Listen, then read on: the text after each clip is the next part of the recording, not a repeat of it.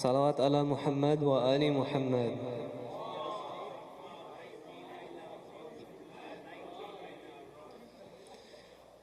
أعوذ بالله من الشيطان الرجيم.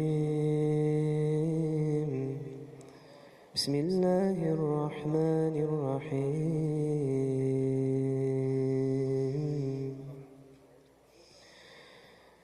وإذ قال ربك للملائكة إني خالق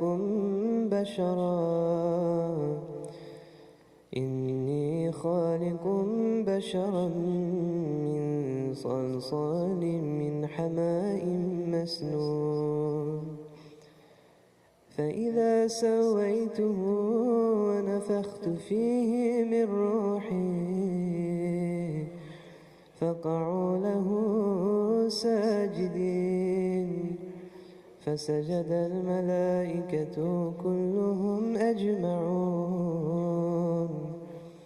إلا إبليس أبى أن يكون مع الساجدين. قال يا إبليس ما لك ألا تكون مع الساجدين؟ قال لم أكن لأسجد لبشر خلقته من صلصال من حماء مسنون. قال فاخرج منها فإنك رجيم وإن عليك اللعنة إلى يوم الدين. قال ربي فأنظرني إلى يوم يبعثون. قال فإنك من المنذرين إلى يوم الوقت المعلوم. قال ربي بما أغويتني لأزينن لهم في الأرض ولأغوينهم أجمعين إلا عبادك منهم المخلصين. قال هذا صراط علي مستقيم. إن عبادي ليس لك عليهم سلطان إلا من اتبعك من الغاوين. وإن جهنم لموعدهم أجمعين لها 7 أبواب لكل باب منهم جزء مقسوم. إن المتقين في جنات وعيون ادخلوها بسلام آمنين. صدق الله العلي العظيم.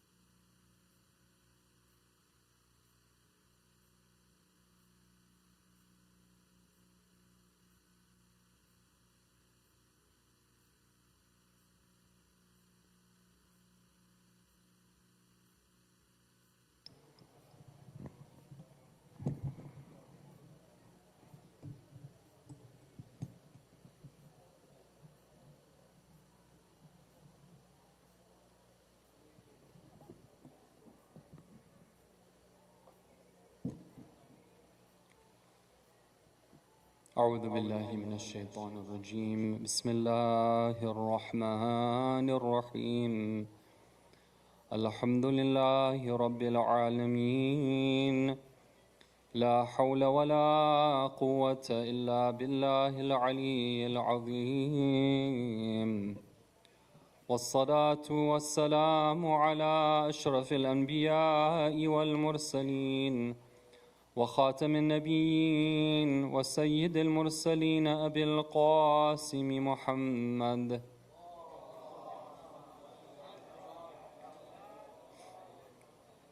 وعلى آل بيته الطيبين الطاهرين المعصومين المظلومين، ولعن الله الدائم على أعدائهم أجمعين من ليلتنا هذه إلى قيام يوم الدين. Respected brothers and sisters, the topic that we began a couple of nights ago was an exploration of a few of the divine names of Allah. The motivation for this topic came from an incident that took place in the Battle of Jamal, where in the midst of the battle, Imam Ali alayhi salam is asked about Allah and one of his names. And rather than stopping the man who was asking and telling him that I'm doing something more important right now, Imam Ali alayhi salam told his companions, let him ask his question, because what he wants is what we want from the people. The same applies to the mission of Imam Hussein alayhi salam. Imam Hussein was not after worldly power. He was not out to just preserve his family namesake. Imam Hussein alayhi salam had a mission to accomplish which was divinely motivated. He wanted to defend Tawheed. He wanted to defend true Islam. True Islam is a way of life which is centered on Allah, where everything that we do, all of our activities, from the time we wake up to the time we go to sleep, it's all God-centered. And he saw that society was going in a direction where the outer aspects of Islam were being preserved, but the true essence of Islam was being forgotten. And so you see, even in the mission of Imam Hussein alayhi salam, as he is journeying, and if you look at the different histories, you see that so many times Imam Hussein alayhi salam is calling upon Allah in the journey. He's referring to ayahs of the Quran. He is drawing parallels with his journey and the journey of Nabi Musa alayhi salam, who has the same mission of going against the tyrant of his time to defend truth, to defend Tawheed. 2 nights ago, we looked at one of the names of Allah, which is Al-Alim. Allah is the all-knowing. Last night, we looked at the name of Allah, which is Al-Latif. Al-Latif meaning the one who does his things and carries out his affairs with full knowledge of what he's doing and with incredible ability and power, but doing so in a way where he's all attentive to the details and has the best interest in mind of the one who is helping. It's a very beautiful name that we explored last night. Tonight, I'd like to look at one of the other names of Allah, which is the name of Al-Jabbar. Al-Jabbar is used in the Quran in different contexts. Most of the time that the word Jabbar is used, it's actually a negative connotation. It's something which is being looked down upon, frowned down upon. I'm going to give you some examples from different stories of the Quran where Allah Ta'ala uses the word Jabbar, but not in a positive light.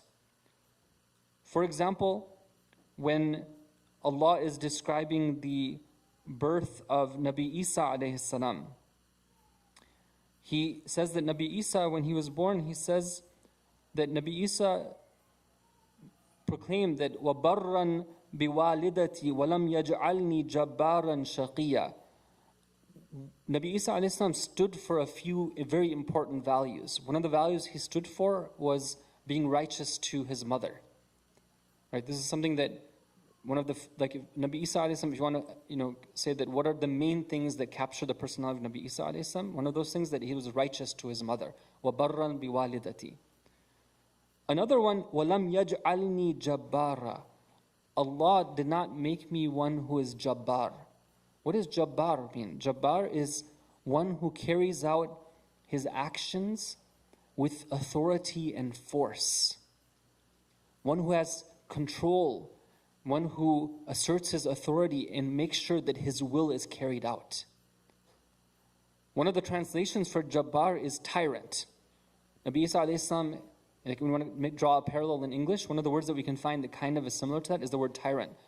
Nabi Isa alayhi salam is saying that I'm righteous to my mother. I'm not a tyrant. So that's one. Another example of the word Jabbar is when please recite salawat.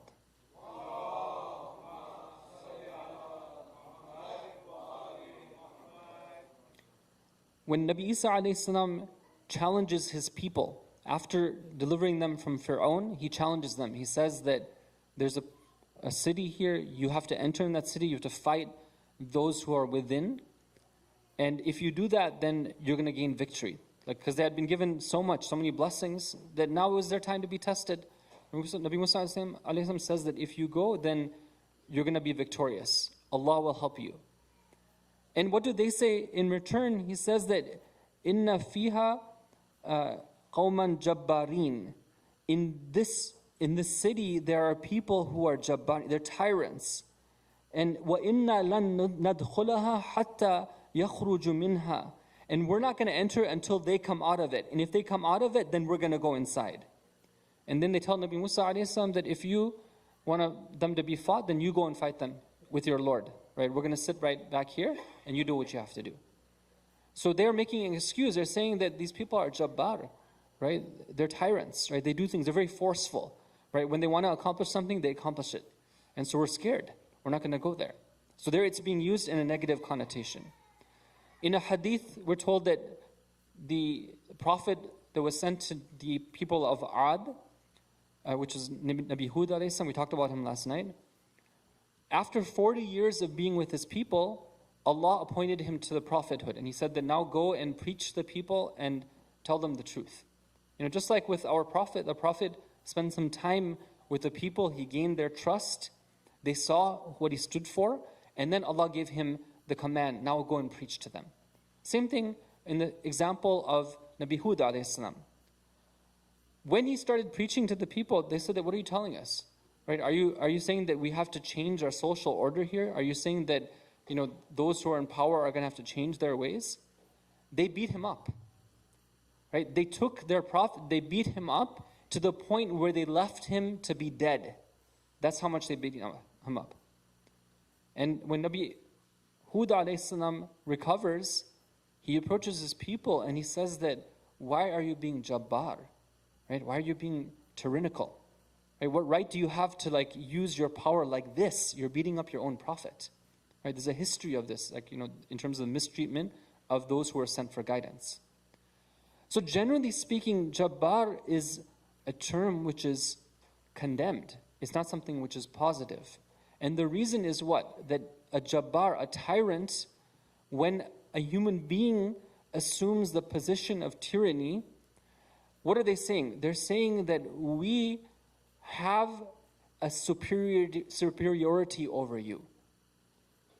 We have been given some power and some authority over you, and because of that, we're asserting this, and therefore we get to tell you what to do, and if you don't listen to us, then we're going to force you to do it in a certain way. So that's something which is negative, right? It stems from a delusion of having power and force. And if you ask them, well, where did you get that power from? They'll say that we gave ourselves that power. Right? Well, what right did you have to give yourselves that power? No, we decided. Right? The majority said that we have that power, so therefore we have that power. And we know that that's an argument which is very fallacious. Now, even though in the Quran, many times the word Jabbar appears in a negative connotation, there's one time where it appears in a positive sense. And that is when it is the name of Allah. In Surah Al-Hashr, where Allah describes His divine names, one of the names of Allah, He says, Al-Azizul Jabbar al-Mutakabbir, Subhanallahi amma yushrikun. Allah is Aziz, He is mighty, He is Jabbar, He is the one who we can say is, with in quotations, I'm going to use the word here carefully, He has the tyrannical realm, not in a negative way, but He is the one who is the authority who asserts His will. And He is Mutakabbir. Mutakabbir, usually when it's used for a human being, is somebody who's arrogant, right? Like Fir'aun, why is it malaka an tatakabbara fil ard? Why is it that you're acting arrogant? But when it comes to Allah, Allah deserves to be the one who asserts His superiority and His perfection because He owns the perfection. It comes from Him. It's not like a human being who says, oh, I'm better than others, I'm superior to them, and everything that human being has is not their own. It was given to them by Allah, and one day they too will go into the earth and all of their greatness will be forgotten. No. For Allah, it belongs to Him. All greatness, all perfection, all beauty, it belongs to Him. He deserves to be the Mutakabbir. Similarly, He deserves to be Jabbar. Jabbar meaning the one who has absolute authority, the one whose realm is supreme, the one whose reign is supreme. And it is one of those names of Allah that reflects Jalal, reflects majesty. When we read it, we're supposed to feel a sense of humility towards Him. In one of the du'as of the Ahlul Bayt alayhim salam, which is known as Dua Abi Hamza al-Thumali, which I'm sure many of you are familiar with, we're told that in the early morning in the month of Ramadan, try to read this dua, even if it's a few lines of this dua, right? Alongside with preparing for the long day of fasting, set aside a little bit of time to engage in conversation with Allah and use this dua to help you. And one of the lines of that dua that Imam Sajjad alayhi salam teaches us is that أَنَا الَّذِي عَصَيْتُ جَبَّارَ السَّمَاءِ. Right? He's introducing himself, right? He's saying, this is my portfolio here, right? The portfolio of a repentant slave to his master. So what does he say? He says, I am the one who asaytu jabbara sama. I am the one who disobeyed, the one who is in absolute control of the sama. Sama means the celestial realm, the heavens, the sky, meaning that which governs the earth. Allah is the one who is absolutely in control of it. And I had the nerve, the gall to go and stand up and say that I'm going to disobey you. I'm going to do my thing even though you have given me your command. So it's an act of repentance when we admit that. We say, I'm the one who did that, but now I'm coming to you and I'm regretful over what I did. I'm asking your forgiveness because I'm like this, but you are the one who is like this. You're the one who forgives. You're the one who looks past, etc. Now that we have a better understanding, inshallah, or we've been able to remind ourselves of this term, Jabbar. And again, just to recap, we've said that there's one meaning of Jabbar when it applies to a human being, which is negative. Human beings aren't supposed to be Jabbar. They don't have the right to be. What right do they have to assert and say that I am superior to you? Right? That's something that Islam condemns. But that same term, when it applies to Allah, it is reflective of His incredible reign and His incredible superiority and how He asserts His will. It's something which is positive.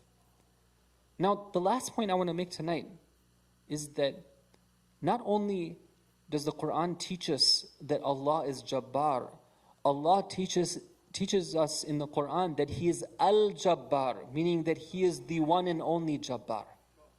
This is very important. There is, when I say La ilaha illallah, I'm saying that there is no other entity that has the right to wear the robes that Allah is given. I'm saying figuratively. So if Allah wears the robe of Jalal and of Kibriya and of Azama, right, of greatness and grandeur and supremacy, no other being, I'm acknowledging that no other being has the right to wear those robes. And when Allah wears the robes of Jabbariya, when He has the Jabbar, there is no other entity that has the right to have that type of power in my life. I disavow myself from any other entity like that. But, brothers and sisters, we We have to be careful about this. One of the good scholars, his name is William Chittick. He's a professor, somebody who converted to Islam decades ago and studied, traditional sciences. He has many good writings. He has a very interesting passage in one of his books where he says that in the modern world, people have set up these entities that have taken the role of Jabbar in their lives. What are those entities? Are they idols of metal? Are they idols of gold and precious metals? Are they idols of stone and wood? He says no. They are idols of terminology. It's very interesting. He gives some examples. I'll give you a couple of them tonight. One of them, he says, is the word system. System is a word that was originally used, it had mostly a scientific understanding, a scientific context. When astronomers would study the movement of the planetary objects in the sky, they realized that it's not random. There is harmony which governs the movement of these objects. There's beautiful, it's like a symphony, the way these things work and the pairing of the different planets and the stars, it's amazing. And so they would describe this, and they needed a term to describe this. They say this is a system. It's a system of a complete set of movements and light and darkness. It's something which is very perfect. And they use that term to describe different entities which had harmony, which had a type of comprehensiveness, a type of completeness to them. These days, the word system is used in a very loose way. You can have a politician who comes and says that I am proposing an economic system that will be a solution to our economic problems. And what does that system actually consist of? It's just their own feeble attempts in trying to solve the problem that they themselves have defined the way they defined. And now they're saying that this is my solution that I'm proposing. But they're able to couch it with the word called system. And then when we hear the system, we're like, oh, okay, that's part of the system. Right? That's a system of welfare. That's a system of social security. Right? This is the way it is. Well, why does it have to be that way? Is it really a system? Because when we look at the sky, we see that it's a perfect harmony. But does the system actually cover everyone? Does it actually take into account the needs of everyone? Does it actually do justice to everyone who's involved? Or is it something which serves the interests of the elites and those who are actually in power? Another term like that is the word education. Education, when we hear that word, right, there are certain things that we assume about education. Right? We kind of nod our heads and we're like, yeah, of course. Right? This is the way it's done. Right? There's a primary education, there's a secondary education, there's a tertiary education. You have to do this one, and then you have to do that one, and you have to do that one, and then you graduate by doing all these things right here. And if you want to get into, if you want to do well in this educational system, then the formula for it is that you have to do all these things. You have to take these AP classes. You have to get this type of GPA. You have to have this type of extracurricular activities, right? It comes with the territory. And we think that this is the way it is. Now, who said that education has to be that way? Right? Who defined that this is the type of knowledge which is necessary for you to graduate? That when you get this, you get to wear the robe of somebody who is an expert and an authority. But this other knowledge right there, that's something which you have to study on Sundays if you want to get it in, let's say, in a institute of learning. You go to Sunday school to learn it. And they're never going to ask you about it because that's something which is a personal matter. It's not really important to you. Who said that they can do that? Right? It's something that we just accept to be that this is the way it is. Not only that, this understanding of, for example, education, it turns into something which now it creates all these pathways and it has all these demands upon us. And sometimes these demands upon us, when they conflict with our responsibilities to Allah, what do? We choose the path of education over the path of Allah. So many times we hear this. that people are compromising on their fundamental responsibilities towards their children in the name of giving their children a good education. Islam is very clear in terms of instructions to parents. Parents, your job is to ensure that your children are committed to the path of Tawheed, the path of the Ahlul Bayt, the path of the Quran. Everything else is secondary. But sometimes we see that this is reversed, right? That all the efforts are there to attain progress and success in the secular sense of progress in the educational system. And these other things are given secondary importance. Sometimes they're even, it's okay, in the name of that, we're going to give up all these other things right here, right? Well, what happened here? Who's the Jabbar? Is it Allah or is it education? And the system that was defined by other people. That system now becomes Jabbar. I'll give you another example. Wellness. Wellness is a term, if you tell anybody the word wellness, they kind of have a good feeling inside of themselves. Right? Wellness, it's a good thing, right? Who has a problem with wellness? Right? Nobody has an issue with the term wellness. Now, in the name of wellness, right, what are all the things that can kind of come underneath the word wellness, right, in that term?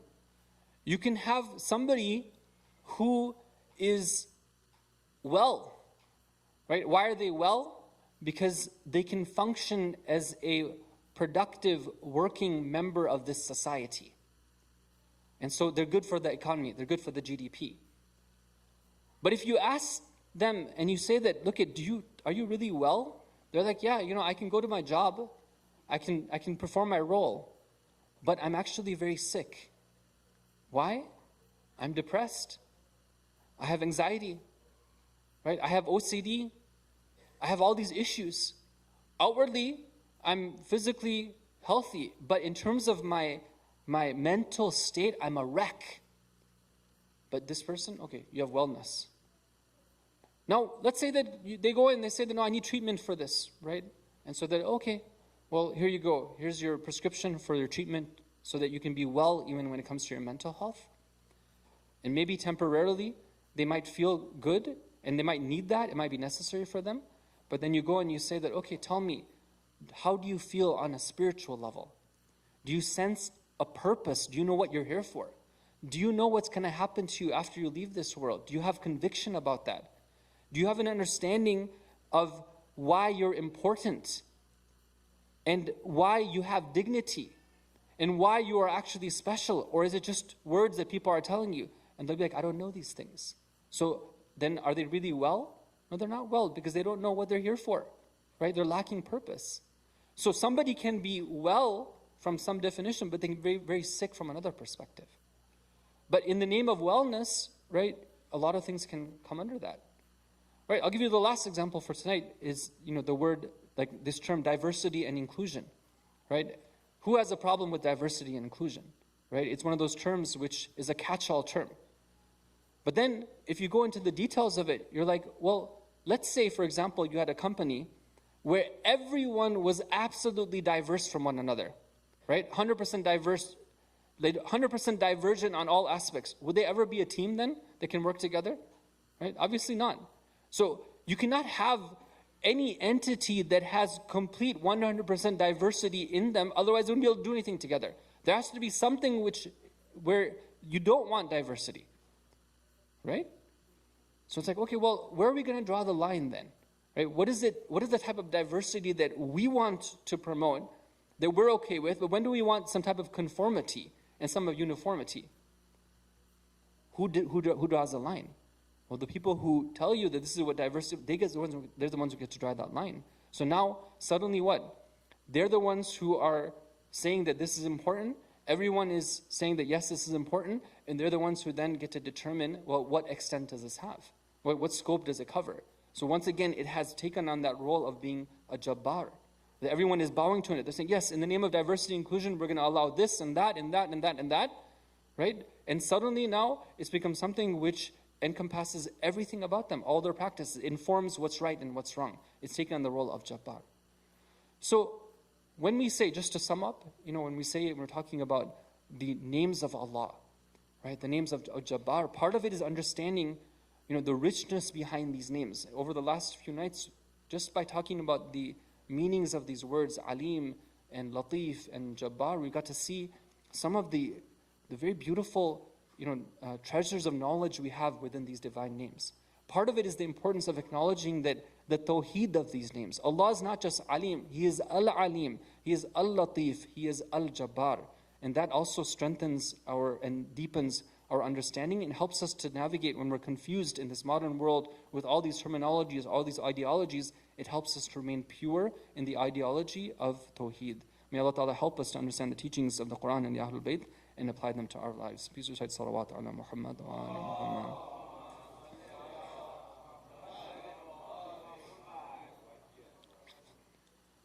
Tonight, brothers and sisters, I wanted to mention a few words about the entrance of the Ahlul Bayt alayhim as-salam into Sham.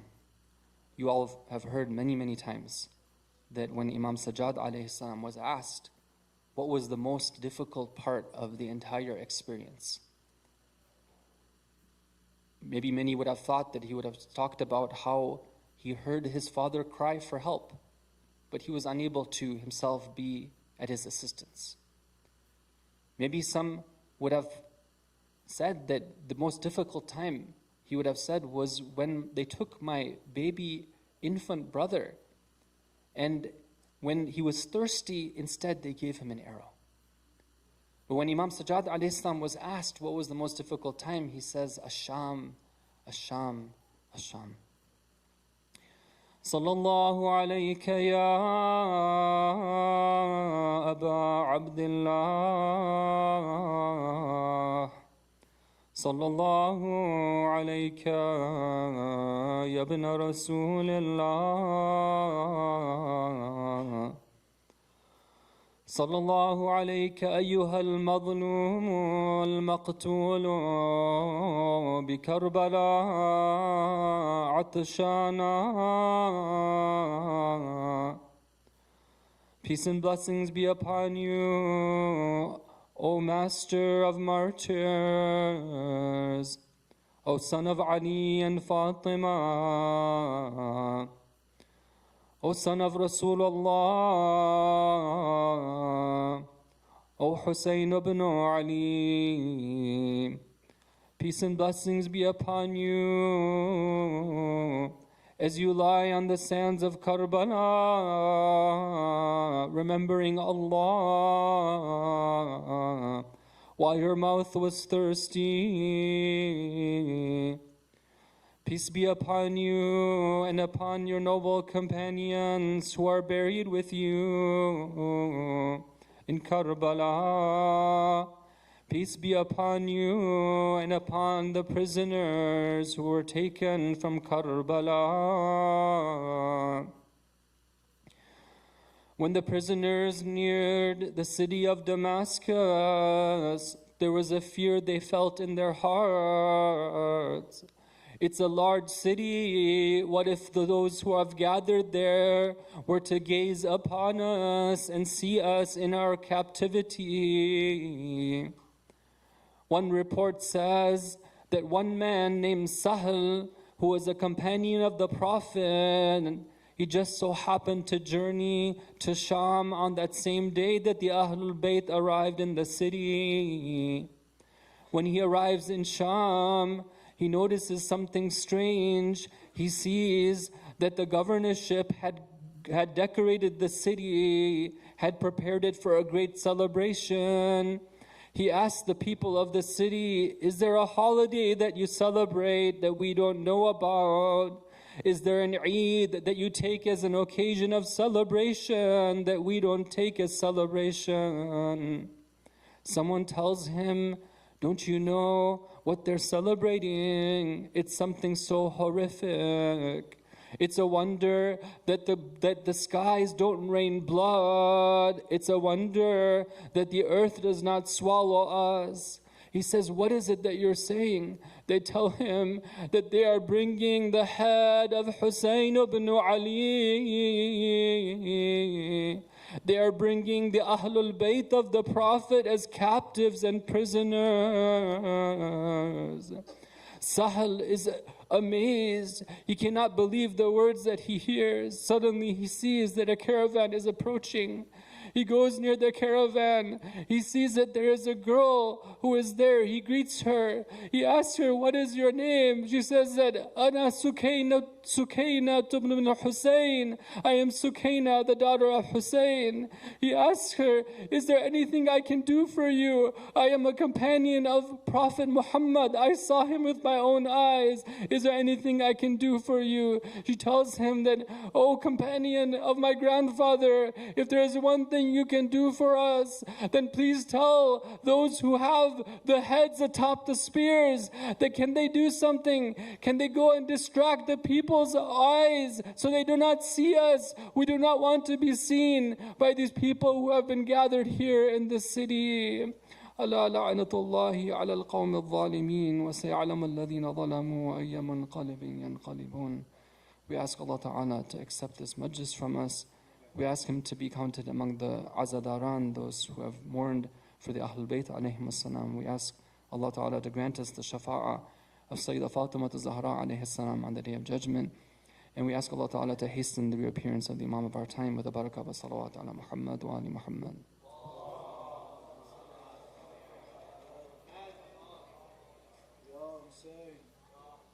Ya Hussein, Ya Hussein, Ya Hussein, Ya Hussein. Brothers, please move forward. Let us form lines for Malton. Ya Hussein, Ya Hussein, Ya Hussein, Ya Hussein. When Fatima came to Karbala, Zainab said, "Do not look, Ya Zahra." When Fatima came to Karbala, Zainab said, "Do not look, Ya Zahra. Go back, O mother, they've killed my brother." Zainab said, "Do not look, Ya Zahra." When Fatima came to Karbala, Zainab said, "Do not look, Ya Zahra." When Fatima came to Karbala, Zainab said, "Do not look, Ya Zahra. Go back, O mother, they've killed my brother." Zainab said, "Do not look, Ya Zahra." When the night fell on that desert camping, a lonely voice was heard in morning. Then she looked and saw someone approaching, one who would join her in her grieving. She had come to see her progeny and what had become of their destiny.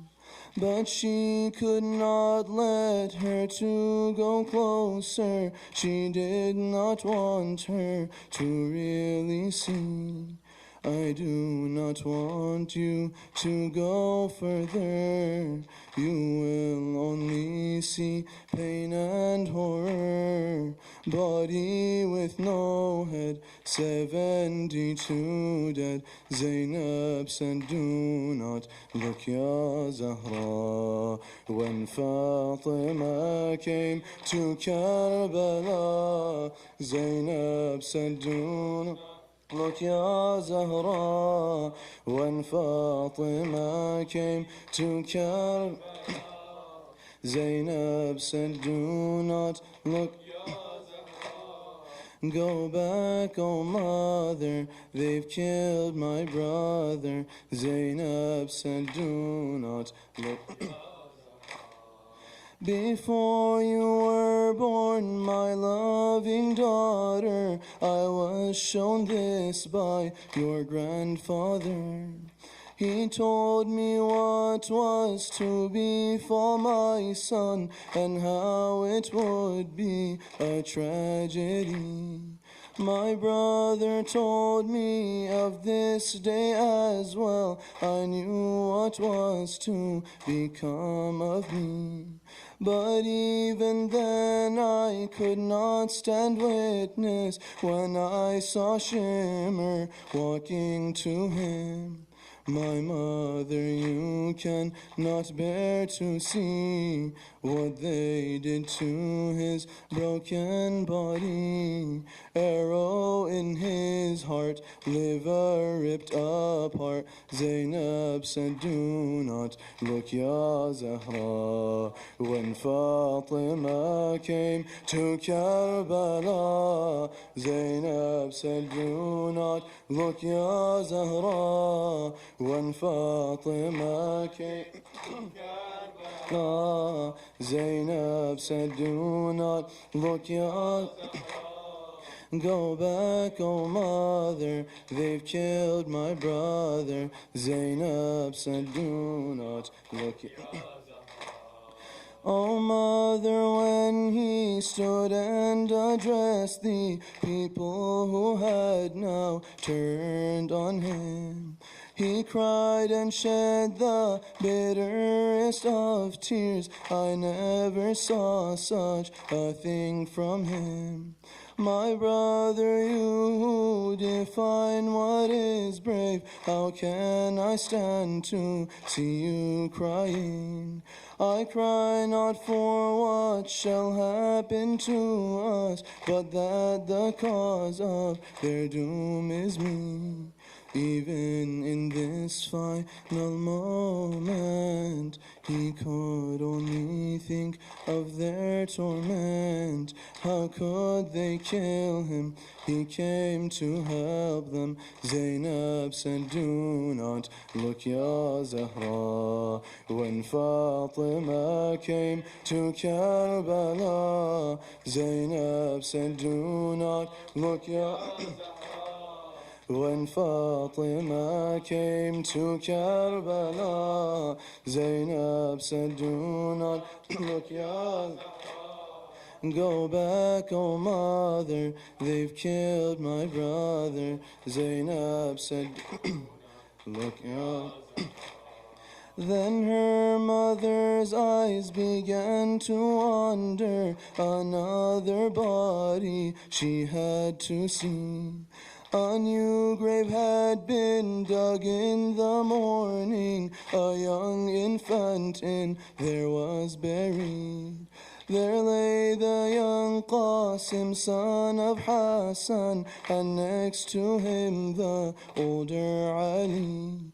But it was Ali Asghar she came to, the one they killed in his father's arms.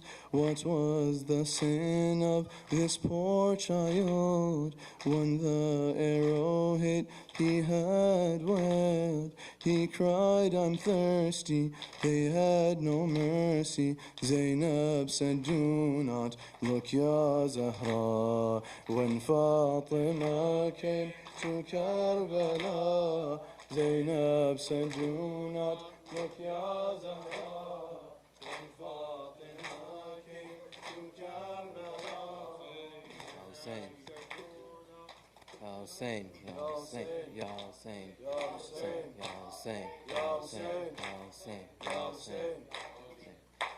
Sakina उठो मेरी जान उठो रिहाई मिली चलो गए चले सकीना उठो मेरी जान उठो रिहाई मिली चलो गए चले सकीना उठो मेरी जान उठो रिहाई मिली चलो गए चले ये गई थी माल हद पर बुका मेरी लाडली चलो गए चले सकीना उठो मेरी जान उठो रिहाई मिली چلو گئے چلے سکینہ اٹھو میری جان اٹھو رہائی ملی چلو گئے چلے یہاں سے چلو چلے کربلا وہیں پر تمہیں ملیں گے چچا ستم جو ہوئے بتانا انہیں دکھانا انہیں یہ کرتا جلا چچا جان کو دکھانا ذرا رضا خون بیری چلو گئے چلیں سکینہ اٹھو میری جان اٹھو رہائی ملی چلو گئے چلیں سکینہ اٹھو میری جان اٹھو رہائی ملی چلو گئے چلے پتہ نہ انہیں کبھی سختیاں ملی کس قدر تجھے گر کیا ہماری رضا لٹی کس طرح چنی کس طرح تیری بلیاں بتانا انہیں بجھی کس طرح تیری تشنگی چلو گئے چلے سکینہ اٹھو میری جان اٹھو رہائی ملی چلو گئے چلیں سکینہ اٹھو میری جان اٹھو رہائی ملی چلو گئے چلے بدر سے ملو تو جل جوئیو بتانا انہیں بہت روئیو قسم لو اگر تمہارے بنا سکینہ کبھی کہیں سوئیو لحد باپ کی ملے جب تجھے تو کہنا یہی چلو گئے چلیں سکینہ اٹھو میری جان اٹھو رہائی ملی چلو گئے چلیں سکینہ اٹھو میری جان اٹھو رہائی ملی چلو گئے چلیں لحد جب ملے تجھے بھائی کی تو کہنا اس سے میری لاڈلی رہائی ملی ہمیں قید سے ہمیں اب نہیں اذیت کوئی میرے ہے زباں اٹھو گئے چلیں شب نبی چلو گئے چلیں سکینہ اٹھو میری جان اٹھو رہائی ملی چلو گئے چلیں سکینہ اٹھو میری جان اٹھو رہائی ملی چلو گئے چلے لب الکما تو کرنا فگاں تیری موج ہے ابھی تک رواں میری پیاس پر ہوئے جو فدا چچا کے میرے ہائی بازو کہاں مشق ہے کہاں ہے علم کہاں ہے زری چلو گئے چلیں سکینہ اٹھو میری جان اٹھو رہائی ملی ہو گئے چلیں سکینہ اٹھو میری جان اٹھو رہائی ملی چلو گئے چلے نہ اب غم کوئی نہ افتاد ہے وہ زنجیر سے اب آزاد ہے پھوپھی بھی تیری تیرے ساتھ ہے تیرے ساتھ ہی وہ سجاد ہے میری غم زدہ شب غم کھتی سحر وہ چکی چلو گئے چلیں سکینہ اٹھو میری جان اٹھو رہائی ملی چلو گئے چلیں سکینہ اٹھو میری جان اٹھو رہائی ملی چلو گئے چلے لبوں پر تیرے یہی بات تھی وہاں جائیں گے کبھی ہم پھپھی تجھے شمر کا نہیں خوف اب ستائیں گے نہ چجبے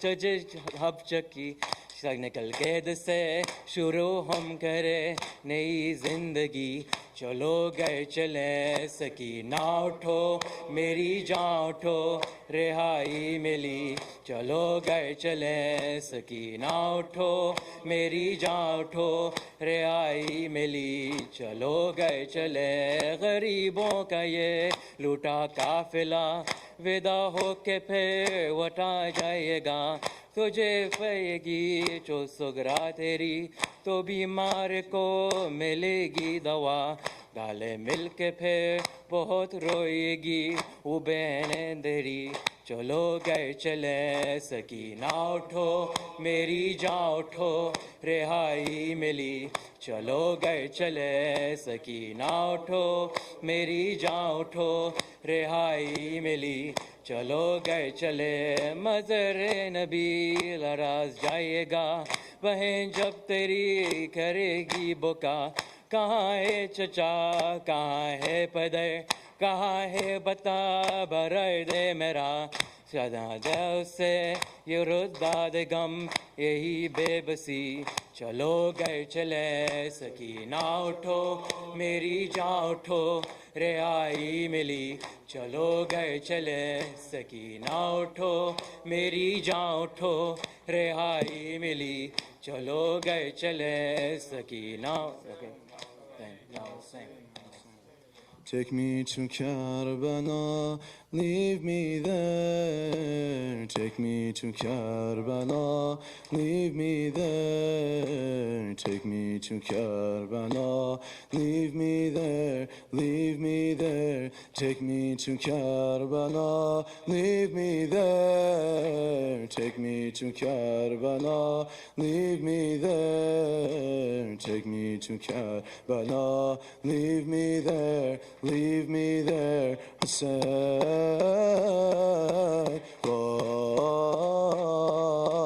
Hussein,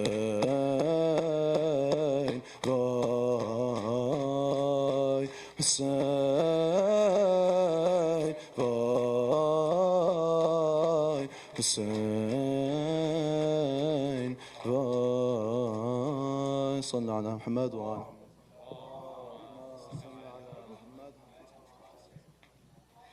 اللهم صل على محمد وآل محمد. الصلاة والسلام عليك يا رسول الله. الصلاة والسلام عليك يا نبي الله. الصلاة والسلام على المصطفى الأمجد. الصلاة والسلام على حبيب إله العالمين أبي القاسم محمد ورحمة الله وبركاته. الصلاة والسلام على علي أمير المؤمنين وصي رسول رب العالمين. الصلاة والسلام على البضعة الطاهرة فاطمة الزهراء سيدة نساء العالمين.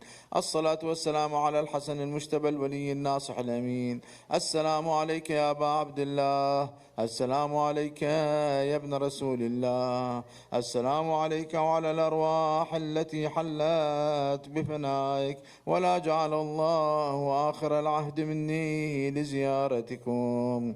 السلام على الحسين وعلى علي ابنه وعلى أولاد الحسين وعلى أصحابه لا سيما سيدي ومولاي بفضل العباس واختي زينب.